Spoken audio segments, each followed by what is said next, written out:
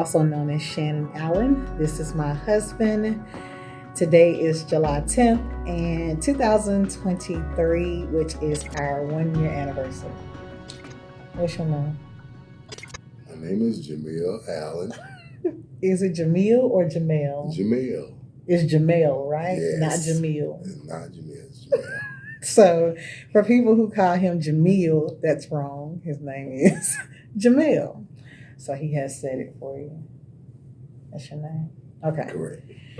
How do you like being married? I love it. It's great. Gives you that stability. It gives you just a smooth level of living, and it grounds you too. So yeah, he sounds like he just married me to stay grounded. Oh Jesus! No, but every man needs that foundation. They need that foundation. Yeah, a solid foundation. You believe so? Not rocky. There and here and there and to and fro and all that. You need to be in one place and having your business in one place. You'll be okay. You'll be okay. So, guys, you probably can tell I'm a little bit more relaxed, and I can do this right here without, the enthusiastics. Mr. Allen, however, he's hood. He's hood. As Wendell B. say, I'm still learning. You learning how to love. I know. So I'm going to talk a little bit, and I hope that you're willing to share. I'm going to talk a little bit about love after a loss. And I would like for you to talk about love after life. After doing almost life in prison, like, what does love like? Because there was a type of love in prison, but there's a different type of love when you actually get out here. Okay, so I'm going to get started. So for me, love after a loss has been difficult. Even though it was 8 years, I had been a widow, and in some aspects of my life, I was still mourning him, and I'm still mourning him. My husband has courageous patience that he just kind of deals with it, and he kind of helps me through it, even though, like, I get in my moments and stuff like that. And it's not that I get in my moments about another man. I get in my moments about, just memories and stuff, things that we did together, events and stuff like that. Just not so much as, the other man. It's not the other man type of thing. It's more so of the emotional attachments that were behind it.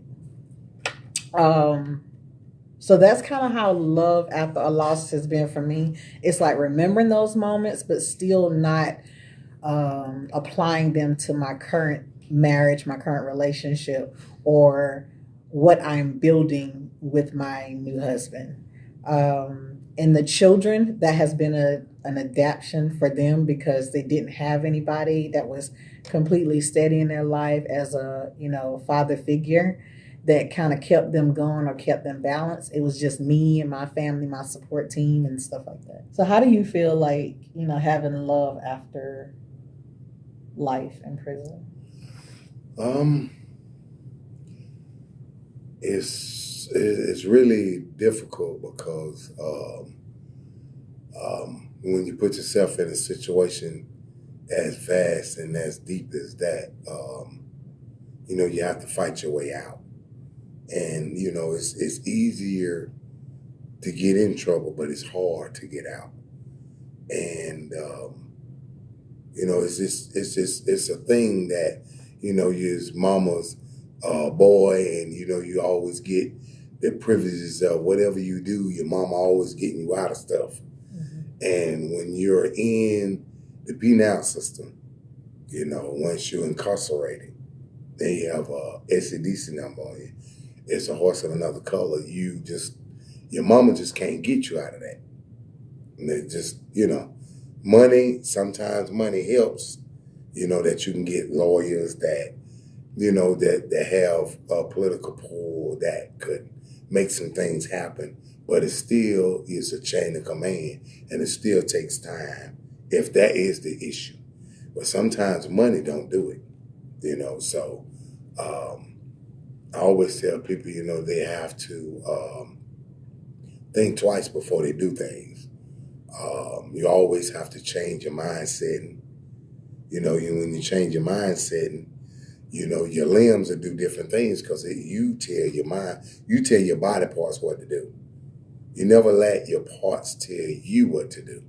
You be in control of your physical being. So you have to make the right decisions in your life, because some are greater, some are not so great. When you do something in your life, you can't just go back and change it. Once the damage is done, that is what it is. So, you have to make the right decisions in your life, because it has bearing, and it will come back and tell on you. Trust me. So, just have to do the best you can, and, always put God first. What does love after life in prison look like for you?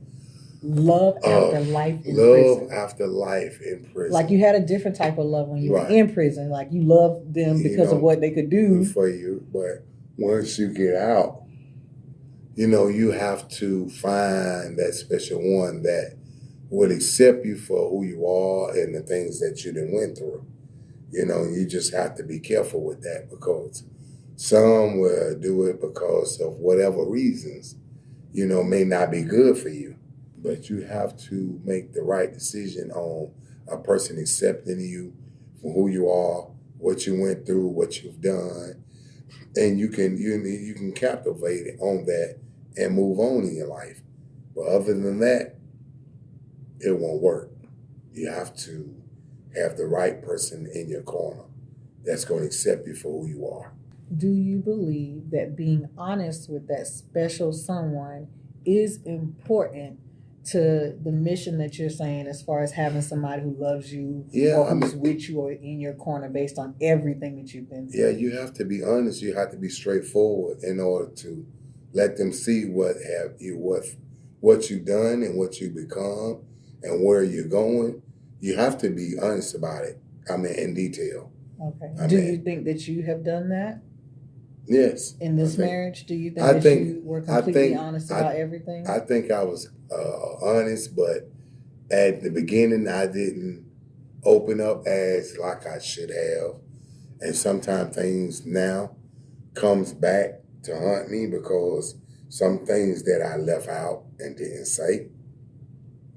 But it's very important, that you spoke on that you have to be very, very specific on the things that you think your spouse or whoever you're dealing with, it's going to affect them in the long run. So you have to be very, very honest. You really do. I think being honest in a relationship is very important as well. I came with Mr. Allen. There was some things that I told him, and it was like I was completely honest about it, because it was either I tell you now or I regret not telling you, and then it caused like us to clash in some way. So I immediately wanted to tell him, because I think when we first met, I was still going through dental surgeries and stuff. So so if you don't know, like I have complete implants at the bottom. I don't mind sharing it. My story is totally different from anybody else's. I had like 14 teeth pulled out before I was 16 years old. So it like whatever. But not having bottom teeth is something like you would want to know from somebody that that you dating on whether, especially with them being so young, you'd be like, yo, what happened? Like, why you don't got no teeth? Right. So, with us, for me, honesty has always maintained the importance to me, and making sure that I do it all throughout my marriage. Now, we will get into some things later on, but honesty has definitely, I think the devil has really played on our honesty with one another.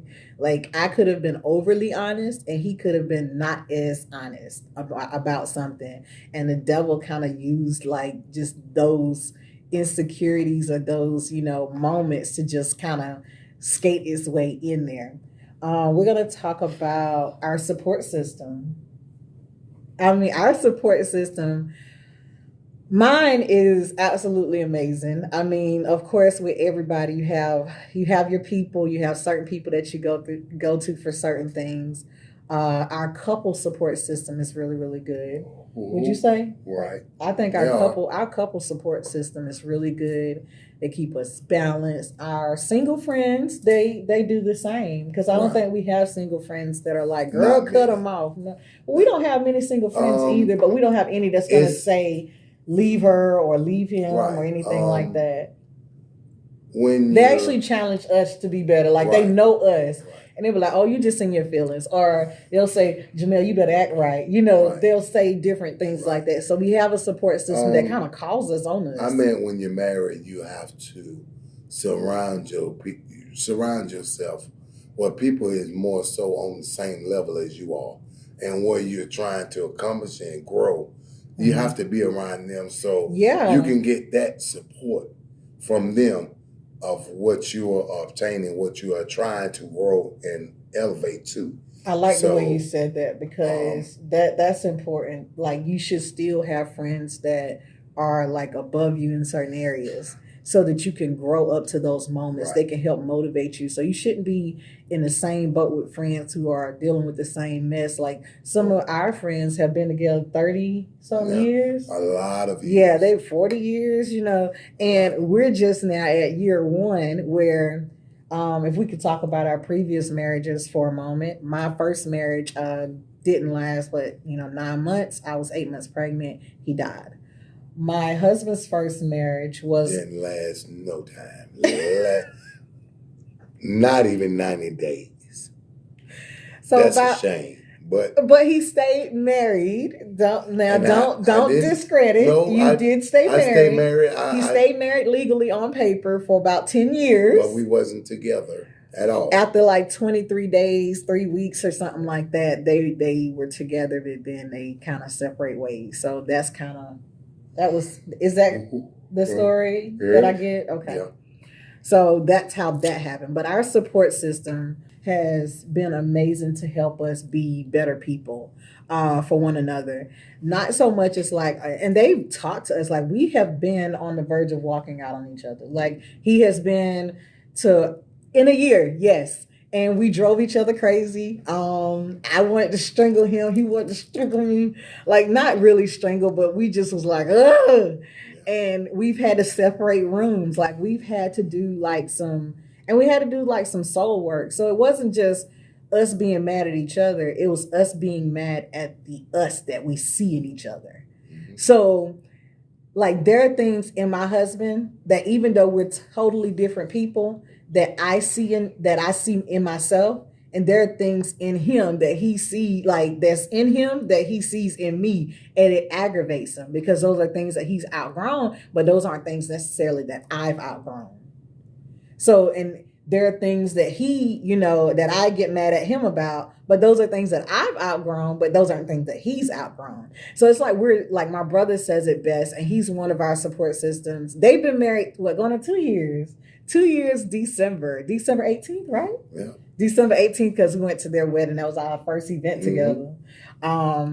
And that's like he brought that to our attention is that he literally told us, he was like, y'all do know y'all are just alike, but you're getting mad at each other for the exact same thing that the other one does. And and you're doing it in different ways. And he kind of brought us to really like we just alike. Like we are just alike. Mhm. In so many ways we are, but we're so different.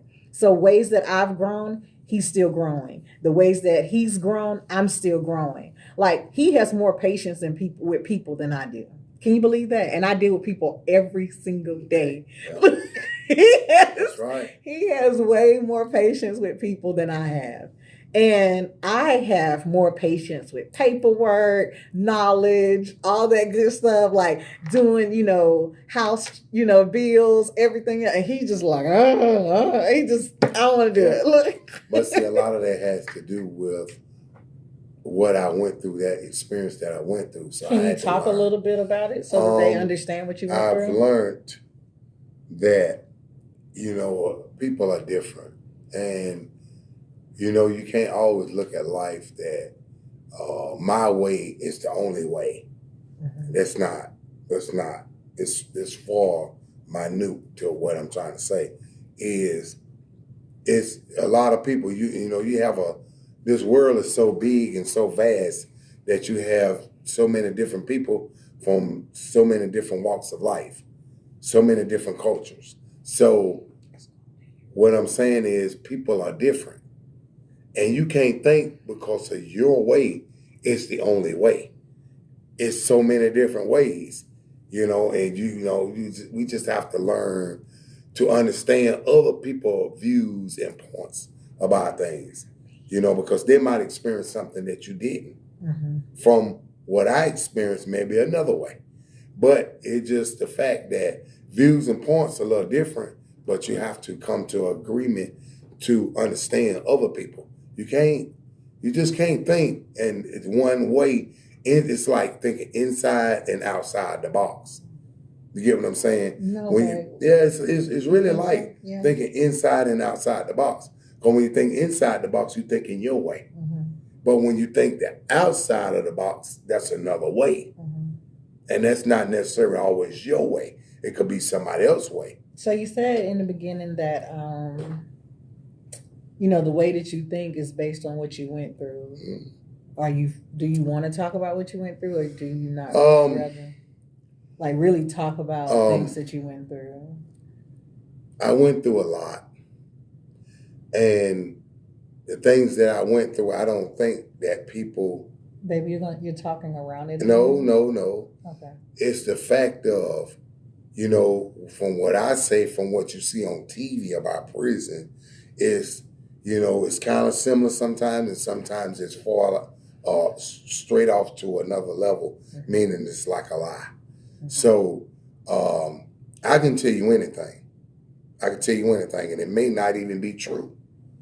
So I'm not going to sit here and waste your time making you think that it was all this and all that. But I'm going to tell you one thing. It wasn't no cakewalk.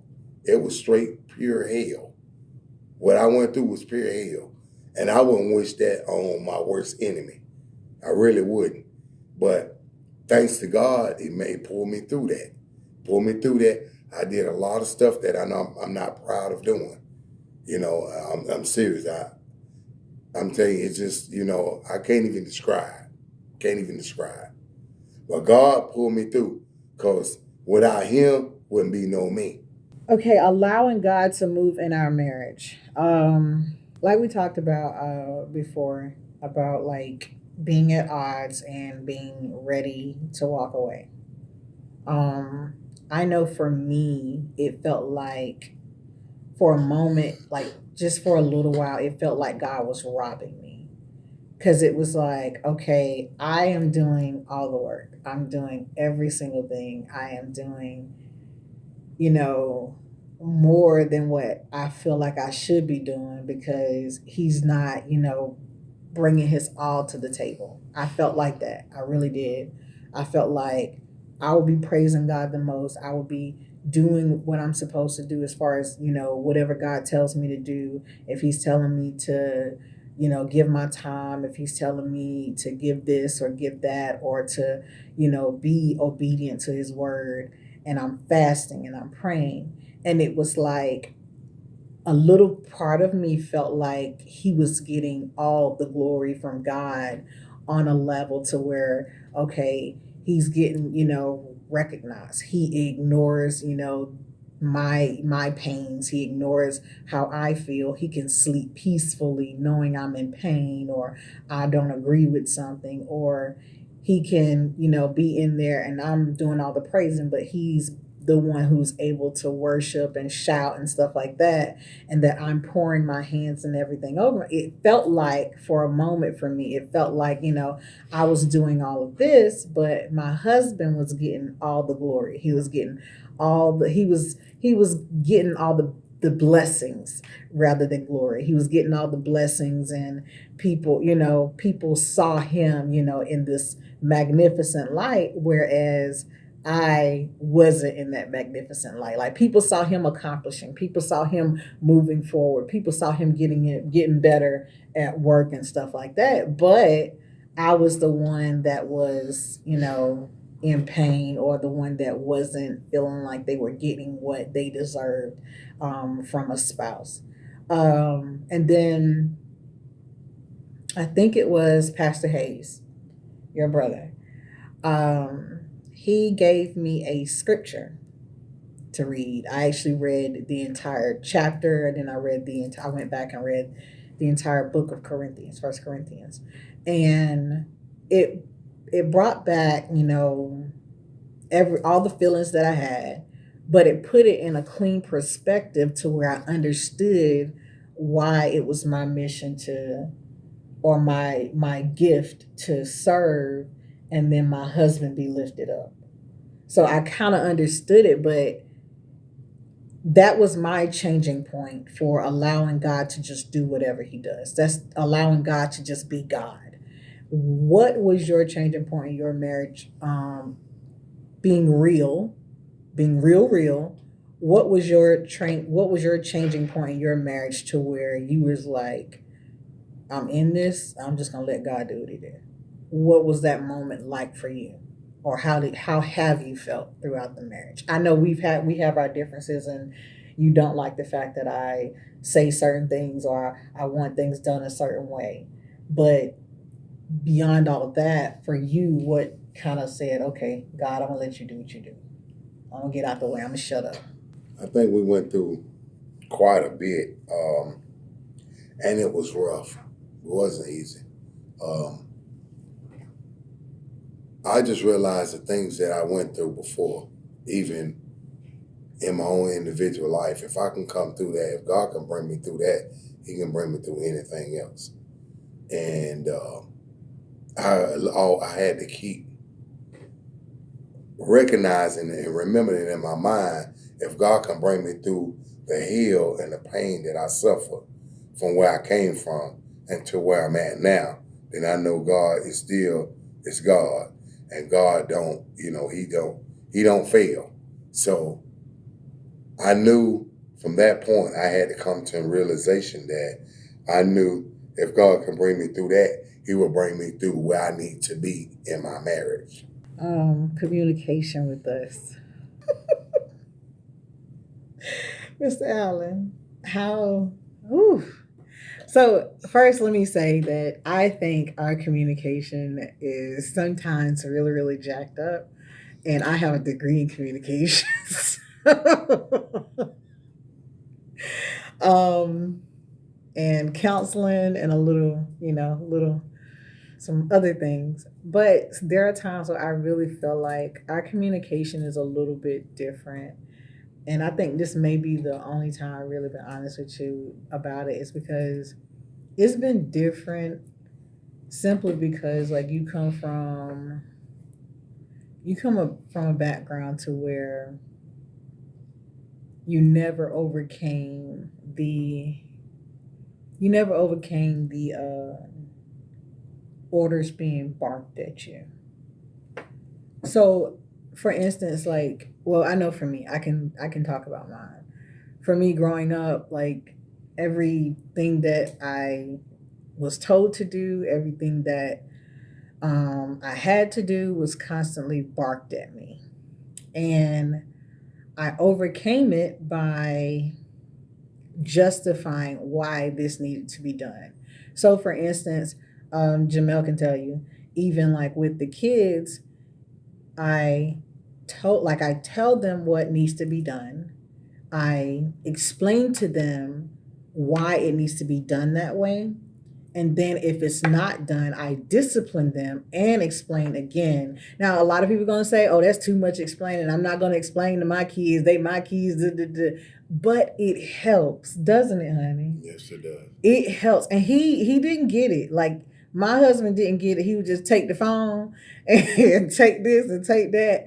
But if you're taking it, it's just taking it temporarily. But when you discipline them and then you explain it and you tell them, this is why this needs to be done this way. So for instance, I can, just for Joshan and Janelle, their rooms. So there are times where they go to people's houses whose rooms are completely filthy. The house may be completely filthy. It may be extremely cluttered. It may be disorganized.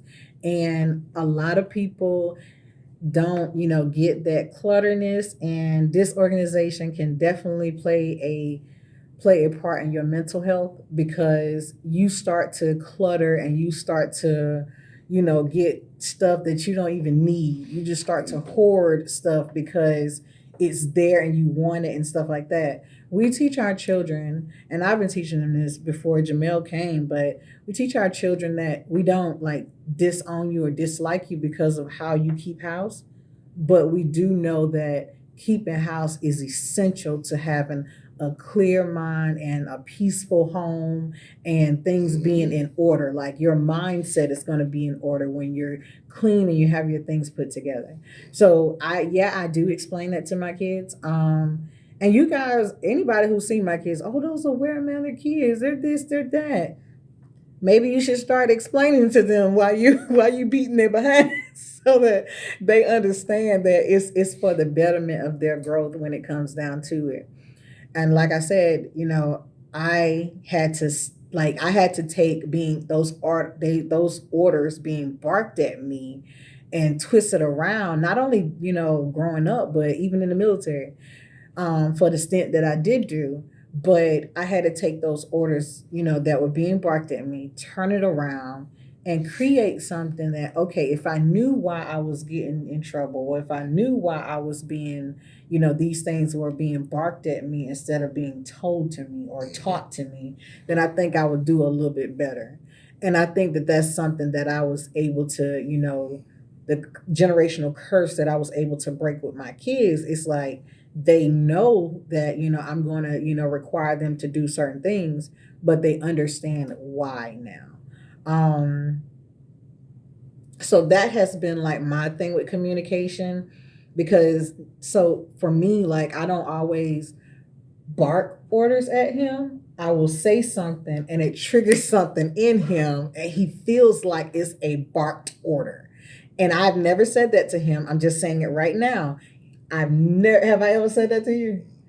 But he feels like I can just say a simple thing and it can just ignite him, and it feels like I'm barking an order, but I'm only asking a question. Hey babe, are you sure you want to, do that? Baby, do you think that that's okay? And it sounds as though, I'm undermining whatever he's thinking, but those are the thoughts that he has. But I'm just really concerned. Hey babe, are you sure you want to do that?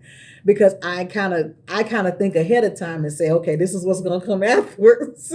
Isn't that what I do? And you like, oh Lord, you always know everything. So for you, where do you think our communication barrier kind of lies? When I know when like one thing you say, like you play differently. Yeah, there's no two people the same. I mean, we may do things that's alike or even similar or something like that, but a lot of times that things don't be the same. Um, I think we all mean well in the way that we do the things that we do, but we have to learn to understand and respect each other's feelings and things of that nature, because the way you do something from where I do it may be a little different. But that's where I come in again, where I talk about the points and views may be a little bit different. Long as we coincide and love each other and have understanding for each other and compassion and all those things above, then we'll be okay. In what ways do you think we clash the most? Ooh, I think we both bullheaded. We both bullheaded, and you be wanting your things done your way. Mm-hmm, mm-hmm.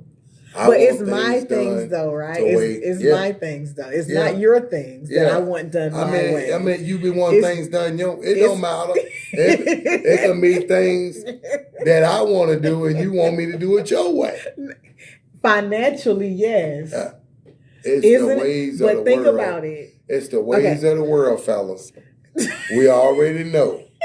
You know, happy wife, happy life. And I can't. Okay, Jesus. No, go ahead. Happy wife, happy life. Happy wife, happy life. Okay.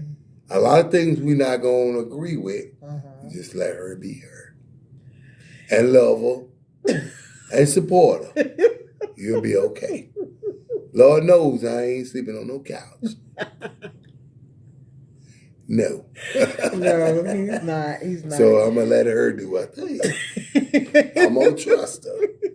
As she going to trust me. So if you get it, like there are things that like I, trust him to do, but I still think he gonna mess it up. So it's like, and there are things that he doesn't always trust me about, but when I show and prove, and I've been doing that in this marriage, haven't I? Well, you been getting it in. Getting it in. And I'm getting it in a little bit too now. So he been getting it in lately. Like he been catching me up. But guess what? Hold on. What are you about to say? Baby, I know that we're giving life experiences and teachings in the segment.